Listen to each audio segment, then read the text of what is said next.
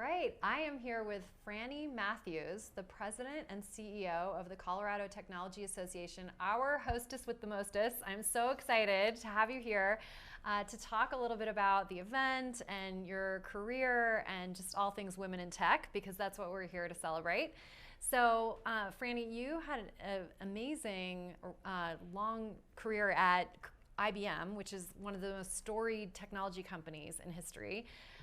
Tell me a little bit about that, like getting into that company and how you experienced just the phenomenon of technology there. Well, IBM is an amazing company, first of all. So I wasn't mid-career. I was kind of making the change from beginning to mid when I joined IBM, and I joined through an acquisition. Wow. And it was a small company. I'm like, I don't know if I'm going to stay here. This is awfully big. And I had a great vice president that interviewed me as he was interviewing everybody that came over from the acquisition. And I said, I'm really kind of thinking of leaving. And he belly laughed. He threw his head back and he said, "You're in the lobby of IBM. You can't make that decision. You don't have any data." And so 18 years later, yeah, it was a great career. And the wonderful thing was that there were always interesting things to do, and you could move from place to place and do great things. I actually, Beth this morning talked a little bit about making your own story for your job. And at one point, I knew a job that needed to happen. I put my PowerPoint together. I met with the VP of our division, and I said, "This is what I want to do. This is what I'm good at." And we were at a big meeting, and he calls me back, or he texts me, and he said, "I need to talk to you." And he comes back, he goes, that PowerPoint you put together, we are going to do that, and I want you to lead that team. And so, kind of the power of putting it out there on what you want to do and what you're good at. And I love that because there were a lot of opportunities at IBM to do that. That's fantastic. I mean, that came up a lot today, as you said, and I'm wondering if you have any reflection on your experience and how you were raised, maybe, that gave you that chutzpah, I guess, or what the word is. Yeah, I'm going to try to do this without tearing up, because I was raised by two unbelievable parents. And they came, when they started their marriage, it was really building from the top up of what they wanted to create in their lives. And my dad, when he formed a partnership with he was an orthopedic surgeon, and he put himself through college and med school on the GI Bill after he came back from World War II. And they sat down and said, "What do we want to do with this? We want to practice medicine, but what else do we want to do?" And they decided each one of them wanted to take a month off with their family, and each one of them wanted to do pro bono work. Wow. And they did. They were magnificent community leaders in Orlando, Florida. And my mother was the most creative person you can ever imagine. I would come to school, for whatever the event was to honor the teacher, and I would have these tremendous orchids that she had made for corsages. And I didn't know that everybody didn't do that. Yeah. She was just amazing. She loved the arts. And so I had this combination of kind of a STEM background. I was growing up in Orlando when the space program was so big. Oh, yeah. And so that was a huge part of it. And so I look back on all of that, and as I've gotten older, I realized how much of that was really foundational, that just kind of went in my brain and I didn't know where it was sitting. Right. Oh, that's really cool. So with the Colorado Technology Association, you've been there leading it for about almost a year. 11 months. 11 months. And so I'm wondering if I'm curious about any big surprises, and then also the highlights. Yeah. Well, I'd been on the board for a couple years. Okay. And so I certainly had an understanding of what our mission was. And our mission is really to ensure that tech thrives in Colorado.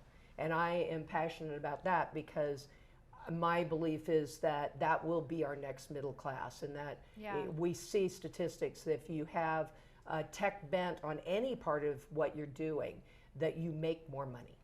And so I'm very passionate about that, and I'm very passionate about women thriving in tech. Yeah. So when I came in, I understood what we were doing and how we were going to go.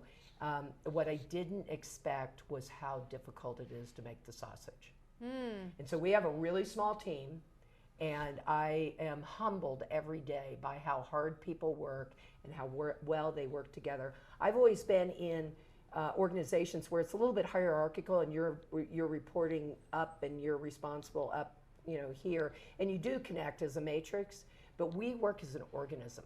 It's really amazing. It's almost there's a little bit. I will tell you that Kelly and Monica, I feel like it's telepathic. I mean, that's fantastic. Yeah, and you need that. I mean, so you've got maybe a small organization, but from what I've seen here, just an incredible large base of phenomenal women in this area in Colorado, and some of them from out of the area that have come in to support because they're, have businesses here. That's just got to feel really good. I mean, what do you see as the sort of next endeavor for CTA in this area, and energizing the women here and women in tech and making that thrive? Yeah, we've well, there's a lot of things that it's kind of multi-point or multi-point attack on that, but it's interesting. The first year I've spent making small changes. Yeah. And we talked about that a lot today at the conference. Is the power of small changes. I have been shocked at what that has brought to us. And so now I'm looking at how do we innovate. Tomorrow morning, and I can tell you, I am not packed for this. I'm getting on a plane and we're going to London. Oh, that's right. Yeah. Okay. So Tech Week. Yeah. So we're going to London Tech Week, and it's a small delegation, and that's our first step into this, because we know the global economy is very important, and it's very important to tech. So we're trying to figure out how we do that, and we're partnering with the City and County of Denver, as well as eBags is in there, and so is British Airways. Wonderful. And so it's a really action-packed week that I am not packed for. So we at home, we say, if we're not ready when we get packed, there's always Walmart. I'm going to London. I said to my husband this morning, there's always Harrods. There's always Harrods. Yeah, that wouldn't be so bad. So that's really exciting, and to have the vision of how we connect. I mean, it's not just about Colorado here, and there's more and more companies coming into Colorado, right? Yes, and you know what's really great about Colorado's tech scene is that it spans. Yeah. We have big companies here, we have mid-sized companies here, and we've got a lot of startups. We've got a lot of kind of gig economy, one-person shows here.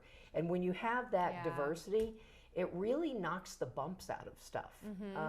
Colorado has, in the past, if you look all the way back to the mining industry, we've tended to have a sine wave. Okay. And my feeling is that tech evens that out. It's now ubiquitous, and so if you have a strong tech talent pool and a strong tech employment base, that's a pretty good thing for an economy. Yeah. And what's good for an economy is good for society. Yeah, absolutely. Well, and we talked a little bit earlier with some women who shared the sort of there's a missing amount of workers in tech, right? We need more to fulfill the need. Yeah. And then there's also the challenges of underrepresented folks not always getting through degree programs to get their tech credentials, and then also some dropping out when they're in it. So I know you're really interested in STEM education, and I'm wondering if you could speak a little bit about how do we fill that gap? Well, we look at it as a continuum. So, tech, unfortunately, is not known for its diversity. 87% of the jobs in tech are filled by white men, which is great, but it's not enough, right? So we need to expand how we're attracting tech, and it doesn't happen like, oh, you're going to do it and then it just happens. You've got to start early. We're doing a program called She-Tech, and we bring in freshman high school girls and just expose them to tech. And we focus on schools that may not be giving the exposure in their curriculum. And we did it, actually Governor Polis brought this to us when he was in Congress, and we did it 2 years ago, and we had, I think, 50. This year we had 140 girls. Wow. Our goal is to have 500 girls this year. And it was amazing. We had, I get excited about this. We had a Broncos cheerleader that got up on stage who is also an aerospace engineer. Oh, that's fantastic. And she talked about showing up in her authentic way. She likes to dance, she likes to be a Broncos cheerleader, and she likes aerospace engineering. That's great. Yeah. I love it. So we're doing that, and we're also doing work that would be shorter term to get, people engaged. And an example is Sonia today, who we gave a scholarship to in partnership with Galvanize, and she went from where she was not really feeling like she was in a career that was going to get her someplace to being a coder, and her enthusiasm was just awesome. And we want to scale that kind of thing. Yeah, that's great. Well, I know it's hard when you're in the middle of putting on an event like this to kind of reflect back, but like moments like that, do you have your juices flowing on like ideas for the next year and beyond? Yeah, it's constantly. Yeah, and it's kind of funny because Kelly Stevens is our Chief Impact Officer, and she's amazing. Yeah. And she's in my ear on one side. Brimming with it's the staff. We always do a recap right after, which will be difficult because I'm getting on an airplane. But what we liked, what we didn't, and we're critical. And Beth Comstock talked about, for innovation, you have to have a little bit of tension. Yes. And so we talk very just matter of fact about it. What we should do better, and what we need to amplify. That's great. Well, here's to a fantastic year next year and beyond, and we're so grateful to have had the opportunity to be here and to talk to you today. Well, and you guys have been an awesome partner. Thank you. Thank you. All right.